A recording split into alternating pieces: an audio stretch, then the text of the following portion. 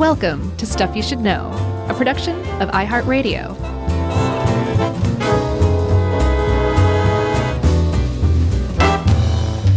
Hey, and welcome to the podcast. I'm Josh, and there's Chuck and Jerry's here too, just cracking us up. And this is Stuff You Should Know. That's right. Kind of a rare, detailed war battle episode. Yeah, we don't do a lot of war stuff. Yeah, a little bit here and there. A little here or there, yeah. But usually it's like some crazy commando story like... You're right. You know, and usually where the Nazis are getting beat up, because we love that narrative. Yeah, we usually don't like say, hey, let's dive into some specific battles of the Crimean War. Right. But for all of you fans of the Crimean War who didn't look at the title, you're like, oh, I know what this one's about. Of course, it's about the charge of the Light Brigade. And if you were an English student, an English student, and you studied poetry, you're probably familiar with the poem, The Charge of the Light Brigade by Alfred, Lord Tennyson. I think you're supposed to say the comma out loud from what I understand. Yeah, like the colon. But that was a real deal. That really happened. And it's a really complicated, complex story that's also extremely fascinating and totally nuts at the end. Yeah. So I guess we should probably set up a little bit about just what the Crimean War was. Yeah. Yeah, so the Crimean War was over the course of a few years from 1853 to 56. It was in Europe, fought between Russia and Britain, France, and Turkey, which was part of the Ottoman Empire. Turkey was, that is. Mm-hmm. And it was known for a lot of things. There were some, interesting people that came out of this, ended up being super famous, and a lot of lives lost, but notably, most of the 500,000 lives lost, like maybe as many as 75% died from disease and things like that instead of on the battlefield. Yeah, which is terrible. That was a reason that two now famous women showed up to help. One was Florence Nightingale, who's very well known as the Lady with the Lamp. She showed up and started using like evidence-based treatments, and apparently the mortality rate at these horrible field hospitals went from 41% when she showed up down to 2% at the end of the war. It's pretty impressive. And then there's a less well-known woman named Mary Seacole, who was born in Jamaica. She was mixed race, and she appealed to be sent to the Crimean front like Florence Nightingale was turned down. So she went herself and showed up and made huge gains in saving lives there as well. Yeah, and it was the first big war covered by the press. Notably, Tolstoy got his start there, writing about the, dispatches from the front, basically. Right. It's also, weirdly, where the Balaclava comes from, that, what we in America might call a ski mask. Or a scary mask. Or a scary mask, or a cat burglar mask. Mm-hmm. It comes from here. So lots of sort of little weird things. And obviously, like you mentioned, the Charge of the Light Brigade, the very famous poem. Right. But the whole thing started over a religious argument, basically, in the Ottoman Empire, wherein for several years, the French Catholics were battling it out with the Russian Orthodox Church over who controlled the holy sites, the Christian holy sites within the Ottoman Empire, which really ticked off Tsar Nicholas I. Yeah. So we should say the Ottoman Empire was very powerful for a while, but we're joining them at the twilight, maybe even the end of their empire, which I think broke up in World War I. This is about 60 years before that. So the Ottoman Empire was not in a very good position to defend itself against Tsar Nicholas I, who's like, oh yeah, well, I'm going to invade part of your Ottoman Empire, and I'm going to invade what's in modern-day Romania, Moldavia, and Wallachia, which is where Dracula's from. And he invaded, and again, the Ottoman Empire, I think they were known as the sick man of Europe. There was not a lot they can do about it. So France and Britain came to their aid, and not for any necessarily altruistic reason, but because they were not happy with the idea of Russian expanding itself into Europe, and in particular, be getting a foothold in the Mediterranean. And when they set up shop in Wallachia and Moldavia, they were on the Danube, which would take them straight to the Mediterranean. So France and Britain became concerned, and they're like, we'll back you up, Ottoman Empire. Yeah, the more things change, the more they stay the same, huh? Yeah, it's true, man. It's crazy when you see this stuff that happened back in the 1850s, and you can draw sort of a straight line to things that happen today in Russian expansion. It's really interesting stuff. Yeah. But all that to say is that what is now, like you said, modern day Romania, he now occupied. France and Britain got their hackles up. They sent warships to the Black Sea in 1853, declared war on Russia in 1854. And the first big, this could have ended it all. The first big major defeat against that English and French alliance was at Odessa there in the Black Sea. And Tsar Nicholas withdrew basically that land he had occupied. He pulled back out in July of 1854, and that could have been the end of it. But the Frenchies and the Brits said, you know what? Now we want to punish them for their aggression, so we're going to go on the offensive. And that turned out to be a bit of a boondoggle. It did. Nations do that kind of thing, though, especially when they soundly defeat an expansionist nation, they often want to make an example, be like, don't try that again. So this is not like completely out of left field, but yeah, the way it turned out was not great. And they chose to invade Russia by landing on the Crimean Peninsula. And they chose Crimea for a couple of reasons. One, it's where Russia's naval ships were stationed that they would use to take over the Mediterranean if they could get a foothold there. And then two, they couldn't make it to mainland Russia because Germany was neutral at the time. They were the Austro-Prussian, kingdom. They're like, you can't send your troops through here to get to Russia. They're like, okay, we'll go attack Crimea. And then there was one other thing about Crimea, Chuck. It offered a way to attack navally, which is what the Brits favored. And it also offered at the same time a way to attack on land, which is what the French preferred. And so surf and turf. Exactly. It was the surf and turf strategy. And the Crimean Peninsula served all of those purposes. Yeah, which was mainland Ukraine, by the way. So I guess the first battle, not the first battle, I guess this would be the second battle we're talking about. Mm-hmm. And the one that really sets up the story of the Charge of the Light Brigade is the siege of, in California, there's a town called Sebastopol with a B. Yeah, my aunt lives there. In Sebastopol? Mm-hmm. It's quite nice. It is. Lovely wooded Northern California.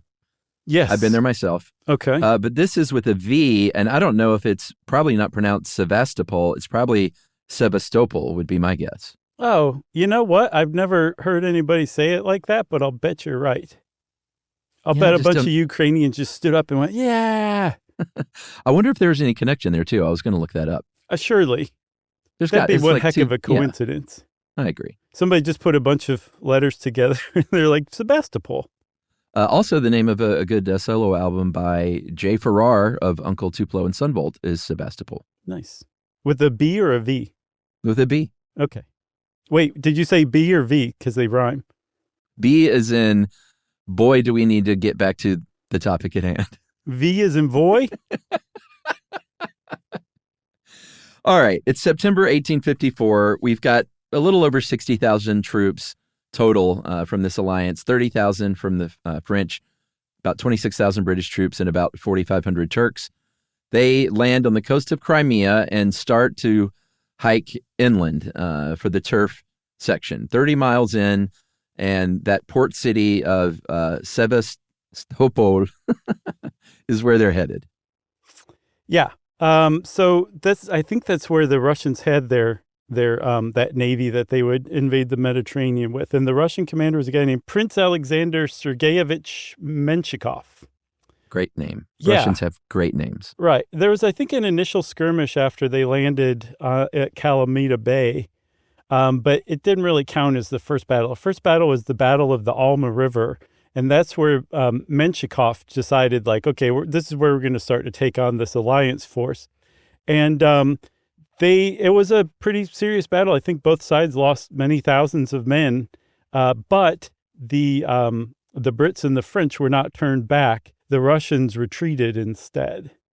That's right. And this is when a really interesting decision comes about. They were worried that there were more Russian armies coming in to that, port city to help defend their navy, I guess. And so they said, all right, here's what we're going to do.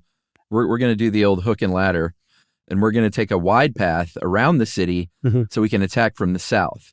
What they didn't know was that at that time, it was very poorly defended there. So if they would have just kept charging forward, it probably would have been over pretty quickly. Right. But since they took the long way around, which they thought was a decent strategy, that gave the Russians the chance to refortify basically and stock up with men and supplies.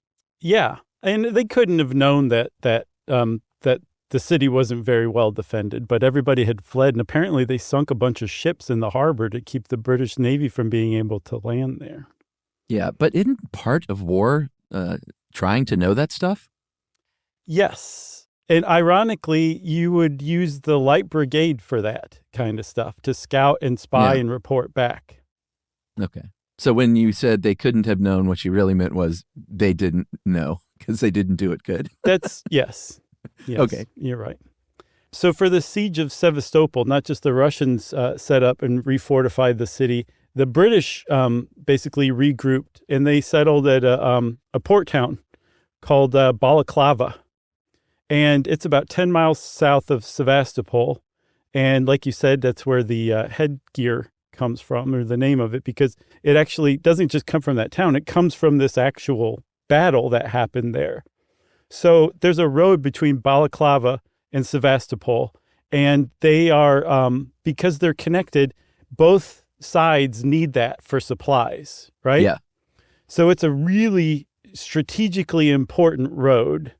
And before the Brits could try to take the road or secure it, the Russians decided to. And they made a really risky move. They took some of their troops who were battling, because by this time the Brits and the French were now laying siege to Sevastopol, and the Russians were fighting them off, and the Russians took some of their troops and moved them around the siegers and put them squarely between the Alliance forces sieging Sevastopol and the Alliance forces at Balaclava on the road to try to take the road. It was a risky move, but it was also what they had to do to kind of cut the Brits off, the sieging Brits off from supplies 10 miles south of Balaclava. That's right. So they attacked these artillery positions of the Allies on the hills outside of Balaclava. Mm-hmm. It turned into a pretty chaotic battle scene there. And the Russians did pretty good at first. They had a lot of cavalry. They had a pretty substantial infantry there. And they captured these gun positions, these Turkish and British gun positions on that hilltop. And this is a place called Causeway Heights. They tried next to take another town called Kadikoy, and that was basically the last stop before you got to Balaclava. Mm-hmm. But this is where the Scots come in, the legendary 93rd Sutherland Highlanders, wearing kilts with swords and rifles. And no underwear. Yeah, I mean, that's the most, intimidating part of all of this. Sure. They were led by Major General Sir Colin Campbell, and he had a pretty good idea to defeat these guys, and it worked. Yeah, normally the Highlanders would form a square of 4 rows, right? And you're able to defend your flank a lot easier. There's less men exposed.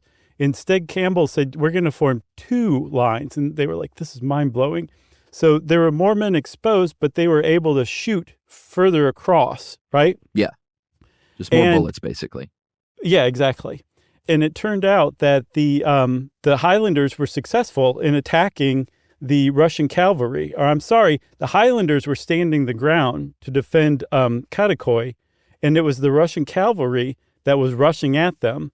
The Highlanders fired on them. There was a volley of musket or bullets, I guess. And the Russians were like, oh, no. And they turned left. And when they turned left, they exposed their flank. And the Highlanders fired again and really just messed the Russian cavalry up and just caused disarray. And they had to retreat. So it was a really good stand. So much so that, like, these guys, like you said, they're legendary now, in part because of this battle. And I guess I should probably say, am I saying cavalry? Cavalry? I think you're probably accidentally saying cavalry, which I do all the time too, but that's where Jesus was crucified, right? Right. So cavalry is the horseback troops. They should really have named those things 2 completely different sounding words. Yes, exactly. It's very confusing. And the only reason I even know is because there's a lot of old hymns, church hymns that I sang that you sing about Calvary. Yeah, oh, yeah, I know all about that. Yeah. Did you sing hymns? Not about Calvary. The Catholics don't pay attention to that for some reason. No, I just didn't know how much Catholics sang in church. Oh, dude. I don't even know if you can call it singing unless it's kind of like a reformist 70s hippie church. It's chanting.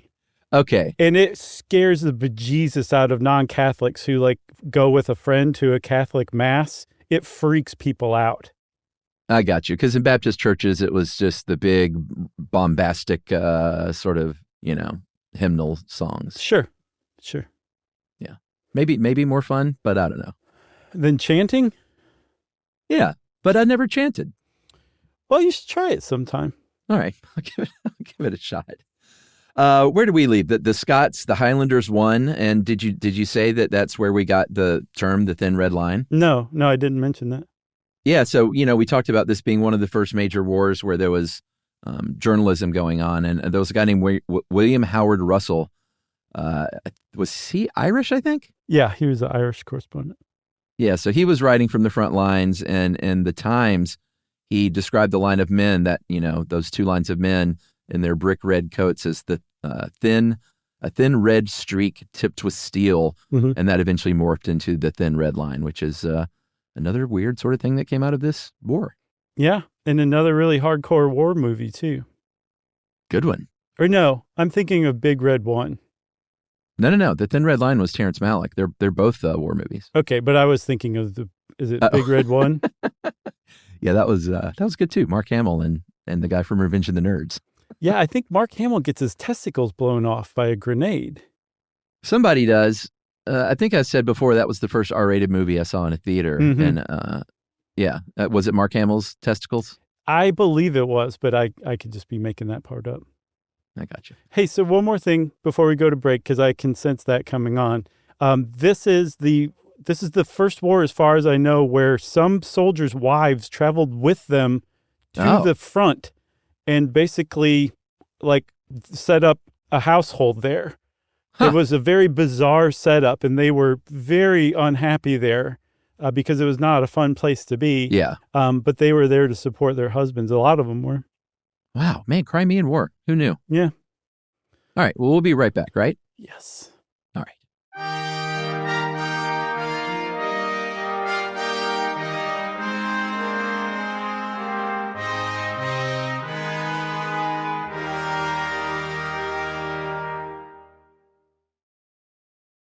Learning stuff with Joshua and Charles, stuff you should know. All right, so I feel like we've kind of been dancing around this whole Light Brigade thing, and for a long time, until I started researching this for this episode, I just assumed light as in like a bright light or something like that. Oh, interesting. Okay. It makes way more sense now that what you're talking about is a light brigade, right? Like weight-wise, sort of? Yeah, rather than as opposed to a heavy brigade, both of which are part of the cavalry that the Brits and the French used at the time. Yeah, and when I said weight-wise, I meant, lighter horses, faster horses, presumably lighter men on those horses. I imagine it was just a bunch of people that were fleet of foot and horses that were fleet of hoof. Their job, if you were a light brigade, was to ride very quickly across the battlefield, to move places with great speed, sometimes to deliver battle orders with great speed. The heavy brigade is exactly what you would think. Bigger horses, bigger men, close combat, breaking through enemy lines, kind of kicking butt and taking names. Yeah, and so like when the heavy brigade broke up the enemy line, as like the enemy was retreating, you'd send in the light brigade who would chase the enemy down and slash them with their swords and stuff, right? Yeah, they probably had better hair in the light brigade. They probably did. The handsome, all right, now all the rough stuff's done. Get us in here. Exactly. On our little fleet horses. With their Habsburg chins. Oh, totally.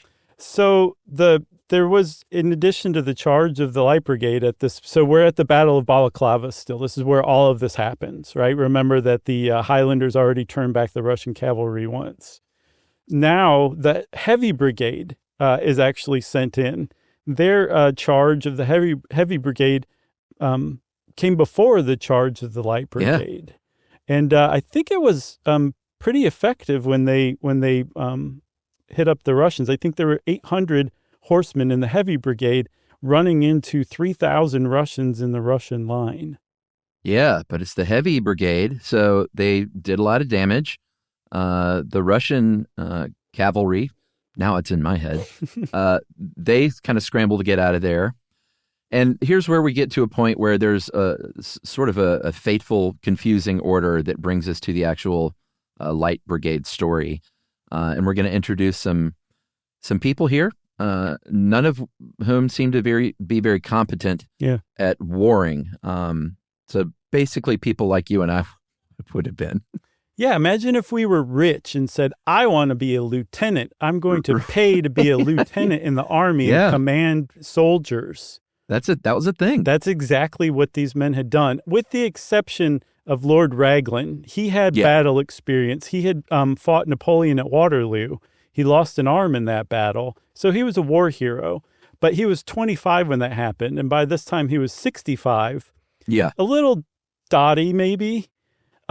He apparently, remember, there was a French-English alliance that was battling the Russians, but when he would refer to the French, say strategically they were talking about what the French were doing, he'd refer to them as the enemy. So that was very confusing.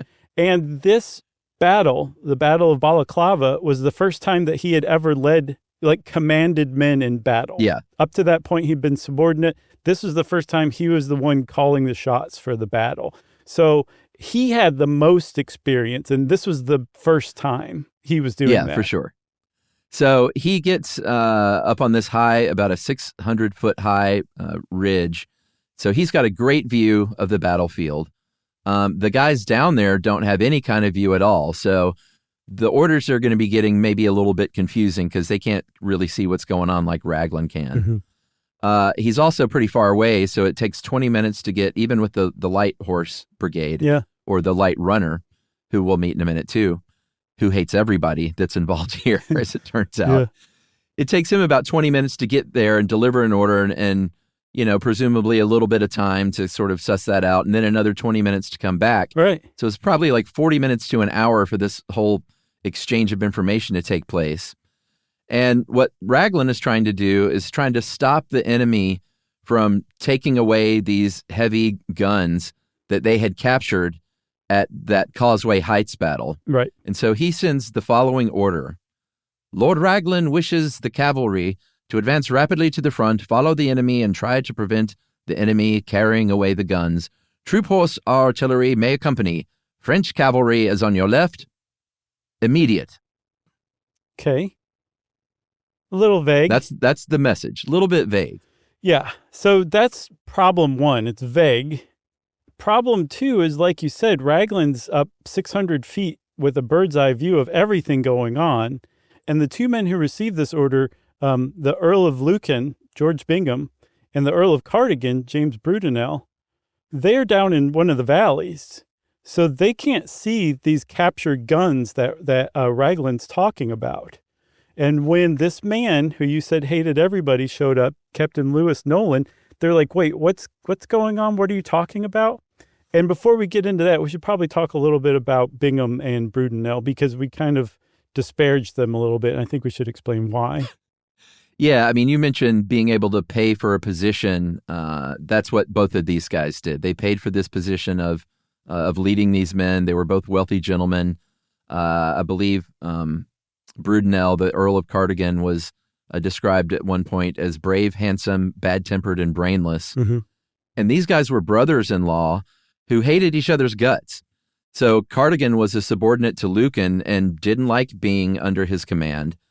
And like you said, this guy Nolan didn't like either one of them. He said, and these are quotes, he said, "We call Lucan the cautious ass and Lord Cardigan the dangerous ass. Mm-hmm. And Lord Cardigan has as much brains as his boot." So no respect, seemingly, is happening for these for these dudes down there leading these charges. No, and one other thing, the balaclava headgear came out of this battle. So did the cardigan sweater. Now, I don't know whether or This not at is this legit. point you're 18 to believe. Totally get that. I totally get that. This is one of those things where it's like, no, I'm joking. This is true. It's named after James Brudenell, the Earl of Cardigan. I think the 7th Earl of Cardigan. Because I almost looked that up, but I just ran out of time because we were recording early, and I had a hunch, but I didn't get to it. So you're not pulling my my ski rope. No, your rope trauma. My rope trauma.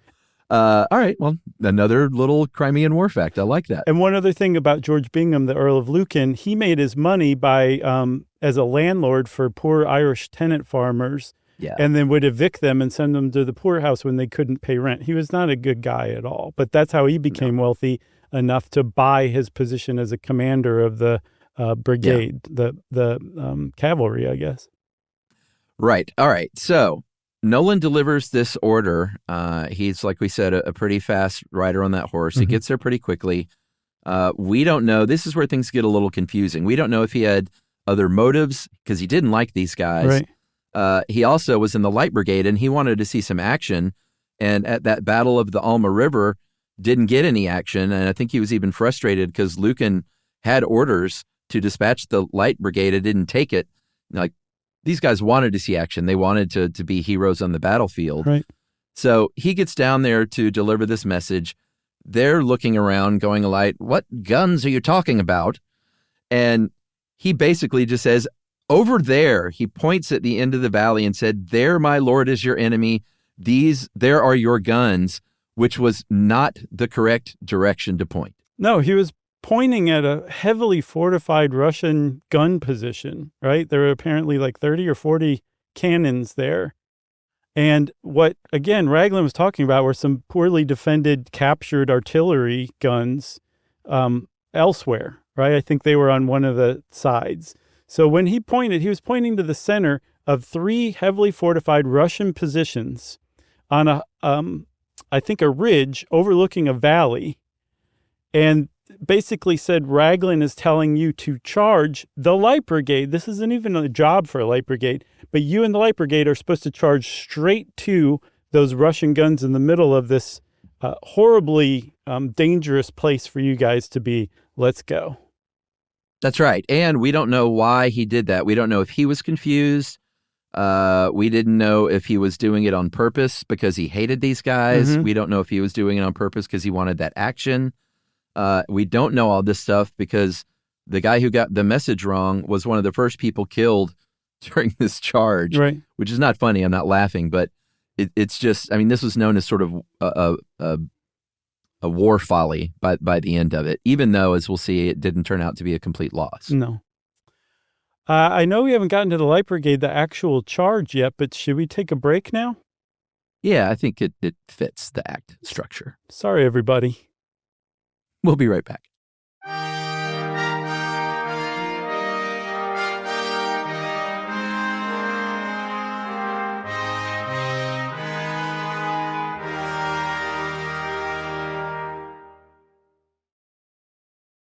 Learning stuff with Joshua and Charles, stuff you should know. All right, so now we're finally at the Light Brigade charge. It was not supposed to happen that way. Again, it was a misunderstood or misdelivered, at least, order. And Lucan and Cardigan didn't know. They had 670 cavalrymen in this Light Brigade. One of the most famous blunders in military history, they said, basically, all right, let's do this thing. And they went charging through what was known as the Valley of Death. Yeah, and there was no one there who was like, oh, okay, this is a good idea. Let's do this. But they didn't question the orders. So when they entered this Valley of Death, that's what I think Tennyson called it later, right? Yeah. They were, again, charging right for Russian cannons straight ahead. And then there were Russian artillery positions on either side. And they're running right through this. And right when they start riding through this Valley of Death, they just start getting fired upon. They're fired upon from all 3 directions, although apparently not all at the same time. But still, like it was essentially a suicide mission that they'd just been sent on, and it just went badly immediately. Yeah, they were people that survived it, and they said that limbs were being shot off, heads were being shot off, horses were running around without people on them or with just bodies on them, without heads. There was so much smoke, apparently. One soldier said it was like riding into the mouth of a volcano. The heavy brigade, it was going so badly, the heavy brigade was supposed to follow. It was kind of reversed, I guess. Yeah. And Lucan said, no, he pulled those orders back and pulled back the heavy brigade even.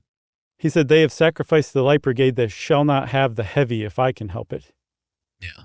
So what's crazy about this is these 675 riders riding into 3,000-ish Russians and their cannons.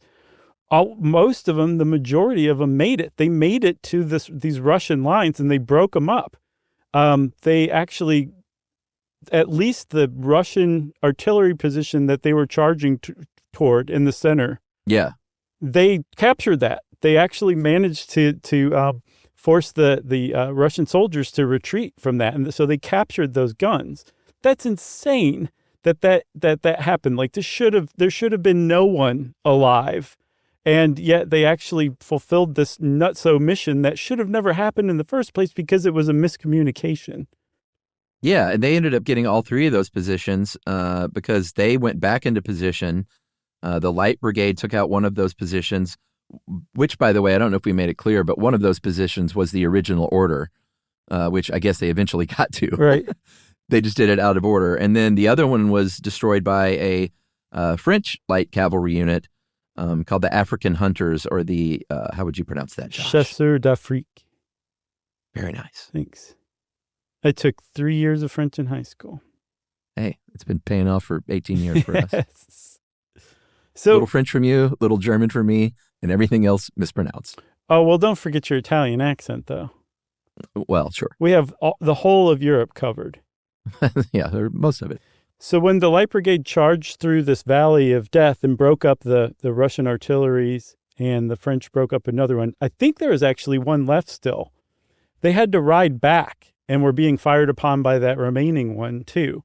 So they had to ride back from the valley to get to where they started, back, to safety again. And when they got back, they found that of the 670 members of the Light Brigade who undertook this charge, 110 were killed, 160 were wounded, 375 horses were killed. So 670 of the members, more than half of them lost their horse. And apparently some of the men told Cardigan that they were ready to go again. Yeah. I guess it was, they felt like they did good work. They wanted to do more. I mean, I can't imagine if you thought you were going on a suicide mission and it actually worked out and you made it back alive. I'm sure you were invigorated is probably underselling it. Yeah, but guys like you and I would have said, how about we don't do that again? We would have been like, wait, are you sure that's what he said? Because this doesn't make any sense. Let's talk this through.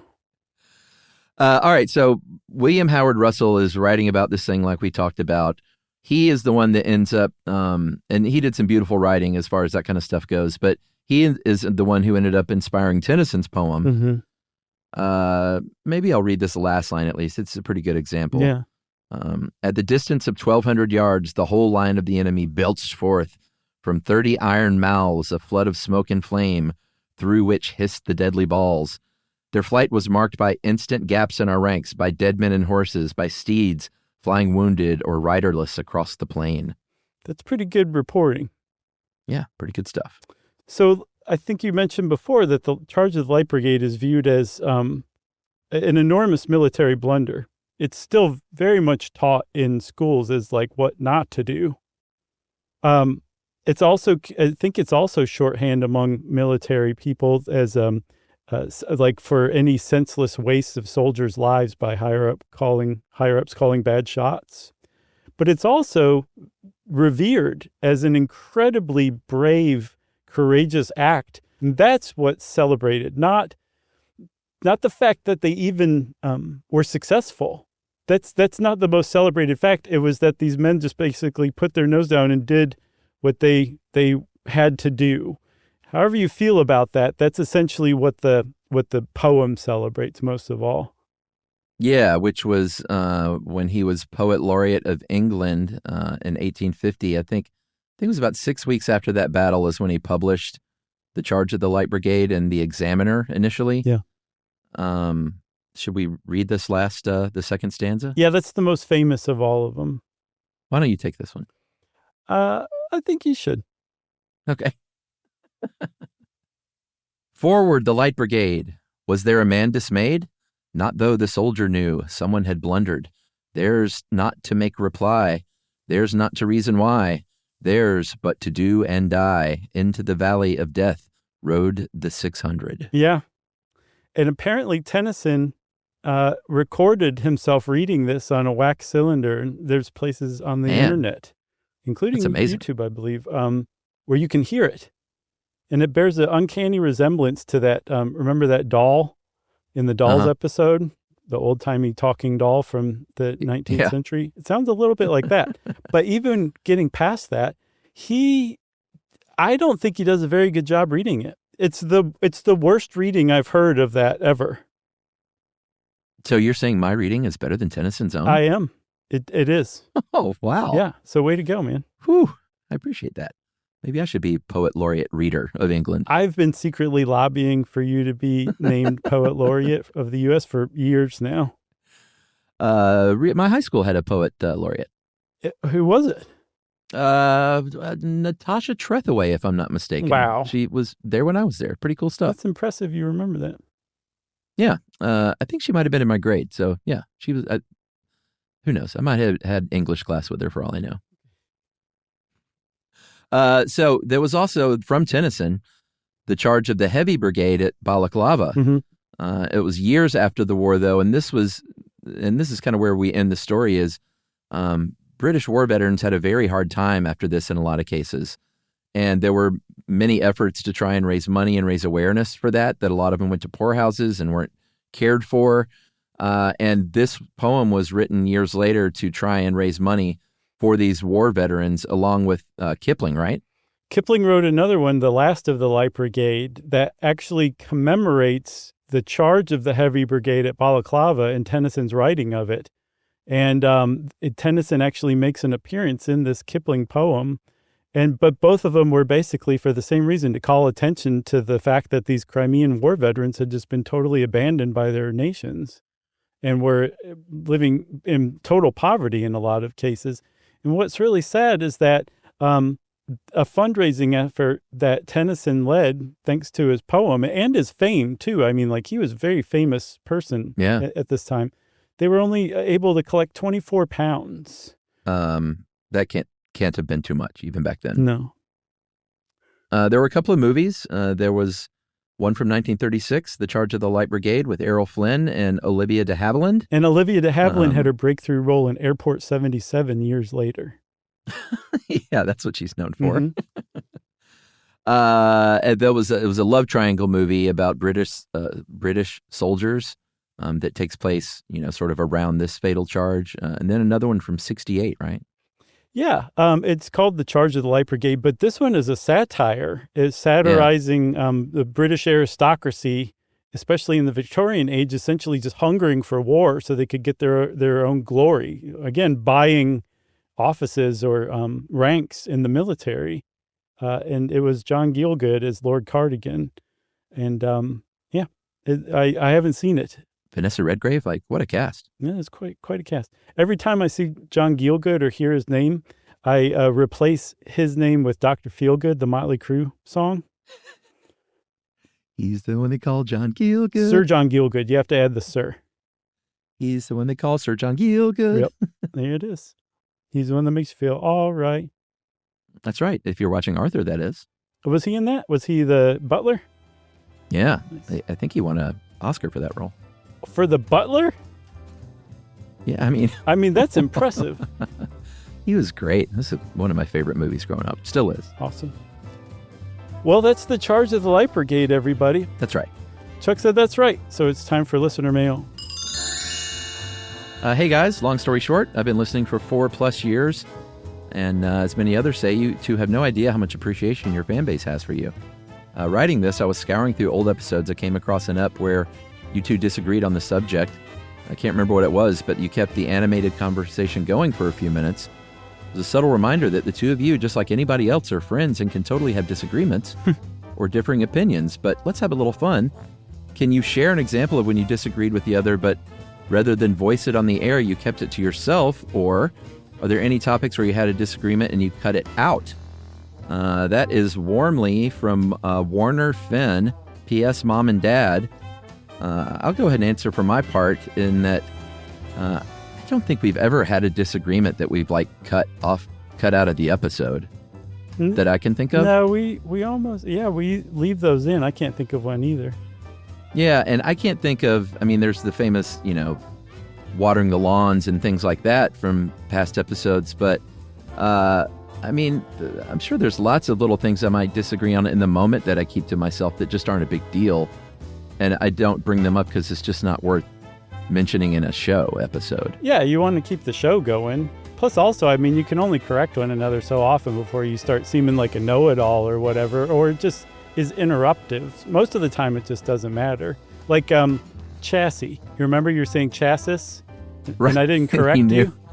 Oh, man. It just didn't matter, Yeah, exactly. And I think that sums it up best. We and on just big stuff philosophically, we're pretty much aligned as humans and friends. So that's why there's never any big stuff, is because we both kind of park our cars in the same garage. It would for be the most part, a much different podcast if we didn't see eye to eye generally on the big stuff, I think.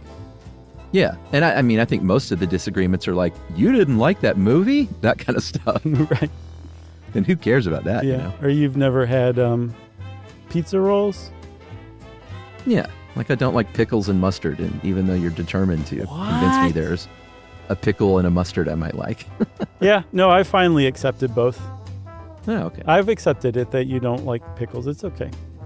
Well, that's recent, because last week you tried to feed me a pickle mustard sandwich. It's just from yesterday. I really gave a lot of thought to it in the sauna. Okay, good. And I'm like, you just didn't like pickles. I wonder what you were thinking about that day. That was it. All right. Who was that from? That was from Warner Finn in Los Angeles. Oh, and that's it. I thought you were going to say something else. Thanks a lot, Warner. I was, but I stopped myself. See how that happens? Were you going to correct me or something? No, not at all. I'll tell you after. Okay. Thanks a lot, Warner. That was a really great email. It reminds me of the kind of questions we get at the Q&A we do at our live shows, which we have coming up. I think we're probably in the middle of them right now when this comes out.